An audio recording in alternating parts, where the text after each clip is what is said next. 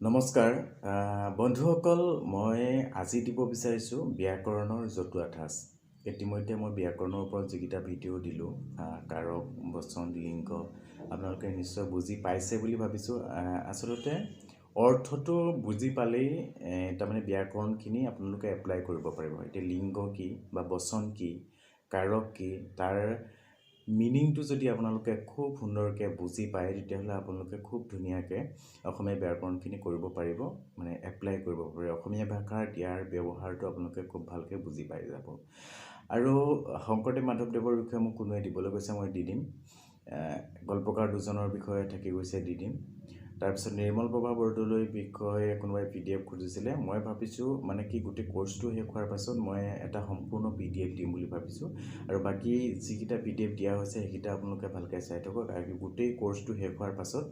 মই দি দিম তাৰপিছত অৰুণ শৰ্মাৰ নাটকৰ বিষয়ে জিন্তিৰ কথা কৈছিলে জিন্তিখন নহয় সেইখন তাৰ আগতো এখন আছিলে নামটো মই এটা কাম কৰিম পিন কৰি পেলাই মই কমেণ্টত দি দিম তাৰ জিন্তিখন প্ৰথম নাটক নহয় সেইটো মই ক্লিয়াৰ কৰি দিছোঁ তাৰপিছত যিটো MCQsখিনিৰ কথা কৈছিলোঁ কাৰেণ্ট এফেয়াৰ্ছ আৰু জেনেৰেল নলেজৰ ওপৰত সেইখিনি মই ভাবিছোঁ কাৰণ ইমান বেছিকৈ আছে কিতাপখনত গতিকে সেইখিনি ভিডিঅ' বনাই থকাটো ইম্পচিবল কাৰণ ভিডিঅ' মই দি থাকিব পাৰোঁ কোনো কথা নাই কিন্তু বহুত টাইম ৱেষ্ট হ'ব বহুত বেছি টাইম ৱেষ্ট হ'ব আপোনালোকে সেইখিনি চাই থাকিলে মই ভাবিছোঁ এটা হোৱাটছআপ গ্ৰুপ যদি খুলি দিওঁ আপোনালোকে কমেণ্ট কৰি মোক জনাব লাগিব যে হোৱাটছআপ গ্ৰুপটো খুলিম নে নুখুলিম যদি হোৱাটছআপ গ্ৰুপটো খুলি দিওঁ তাতে মই গোটেইখিনি দি দিব পাৰিম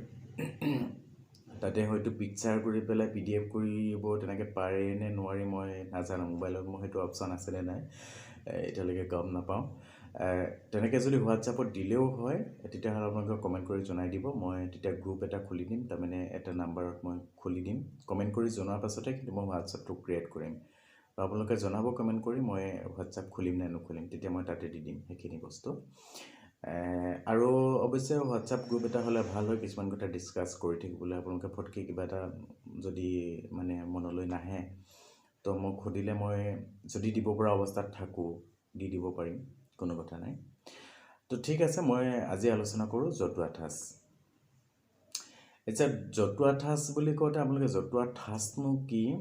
সেই কথাটো একদম খুব ক্লিয়াৰলি জানি লওক তাৰপিছত গোটেই বস্তুখিনি ধুনীয়াকৈ পাৰিব এতিয়া জতুৱা ঠাঁচ বুলি কওঁতে আমি মনৰ ভাৱ প্ৰকাশ কৰোঁতে তাৰমানে সকলো ভাষাতে মনৰ ভাৱ প্ৰকাশ কৰোঁতে কিছুমান বিশিষ্ট শব্দৰ লগত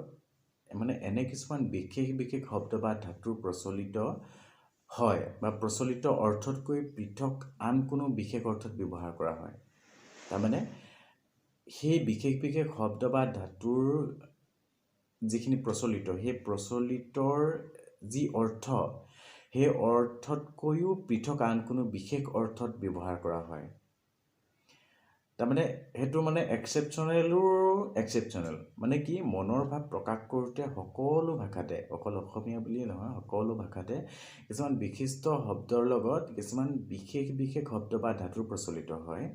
আৰু সেই প্ৰচলিত অৰ্থতকৈও পৃথক আন কোনো বিশেষ অৰ্থত ব্যৱহাৰ কৰা হয় তাৰমানে সেই যিটো নিৰ্দিষ্ট অৰ্থ তাতকৈও আন বেলেগ অৰ্থ ব্যৱহাৰ কৰা হয় আৰু ভাষাৰ এনে ৰীতি বা ঠাঁচকে জতুৱা ঠাঁচ বোলে তো ইয়াতে কি হ'ব এতিয়া জতুৱা ঠাঁচ খণ্ডবাক্য অৰ্থ আৰু ব্যৱহাৰ বুলি মই স্ক্ৰীনত দি দিছোঁ আপোনালোকে সেইটো চালেই এই বস্তুটো ক্লিয়াৰ হৈ পৰিব উদাহৰণটো চাওক এতিয়া কপাল খা বুলি কওঁতে আমি প্ৰথমে ইয়াৰ বুজি পাব লাগিব কপাল খা মানেনো কি বুজাইছে আচলতে কপাল খা বুলি কওঁতে দুৰ্ভাগ্য উপস্থিত হোৱা বা সুচল হেৰুওৱা কপাল খাৰ মিনিংটো আমি প্ৰথমে গম পাব লাগিব যে কপাল খা মানে হ'ল ইয়াত কি হৈছে দুৰ্ভাগ্য উপস্থিত হ'ল এতিয়া বহুতো এইফালে আহিছিল নহয় কাহটো আহিয়ে মোৰ কপাল খালে তাৰমানে ধৰি লওক সি এটা চিকাৰী সি চিকাৰ কৰিবলৈ বহুতো তাৰ ফাললৈ আহি থাকোঁতে তাৰ কাহ আহি গ'ল আৰু কাহটো আহোঁতে বহুতো পলাই গুচি গ'ল তো তাৰ দুৰ্ভাগ্য সেই বুলি ক'ব লাগিব তাৰমানে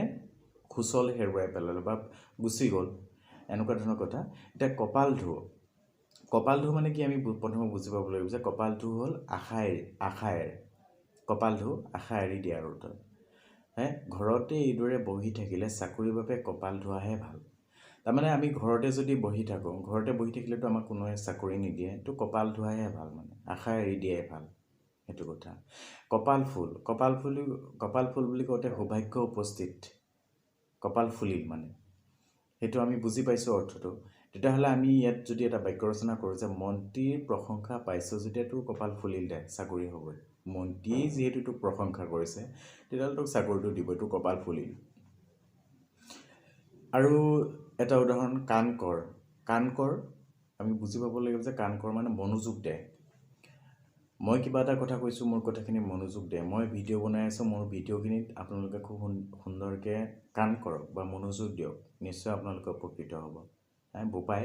মোৰ কথালৈ কাণ কৰিবি, ভালেৰে থাকিবি, এনেকুৱা ধৰণৰ কথা। কাণ কটা মানে নীলাজ,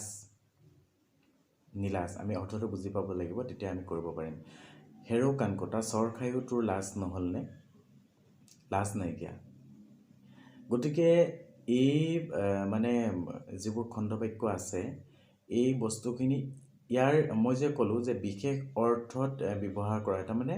যিটো অৰ্থ তাতকৈও পৃথক বিশেষ মানে শব্দ ব্যৱহাৰ কৰা হয়, সেই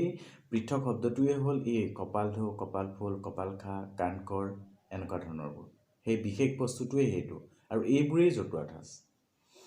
তো জতুৱা ঠাঁচ আপোনালোকে বুজি পাইছে বুলি মই ভাবিছোঁ। ইয়াতকৈ আৰু চিম্পুলকৈ বুজাবলৈ যদি আপোনালোকে কোনোবাই বুজি নাপায় ক'ব, মই অলপ মানে এক্সাম্পলটো বেলেগ ধৰণে দিবলৈ চেষ্টা কৰিম। আপোনালোকক ইয়াতে প্ৰশ্নবোৰ কেনেকৈ আহিব, খণ্ডবাক্য এটা দিয়াই থাকিব, তাৰ অৰ্থটো দিয়া থাকিব, আৰু সেই অৰ্থ কেইবাটাও থাকিব, কোনটো শুদ্ধ অৰ্থ সেইটো বিচাৰ কৰিব লাগিব। এতিয়া কপাল ফুল বুলি কওঁতে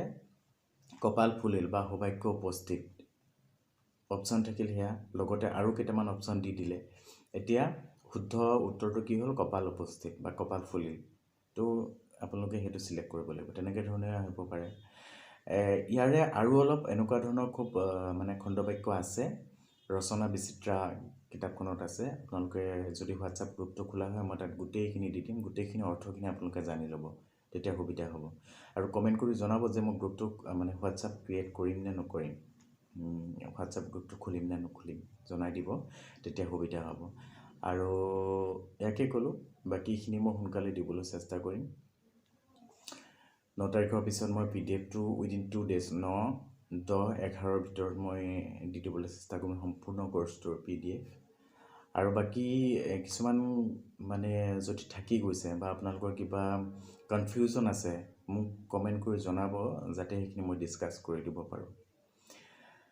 ঠিকে আছে, নতুনকৈ যদি চাইছে তেতিয়াহ'লে চেনেলটো ছাবস্ক্ৰাইব কৰি ল'ব। আজিলৈ ইমানতে এৰিলোঁ, ধন্যবাদ।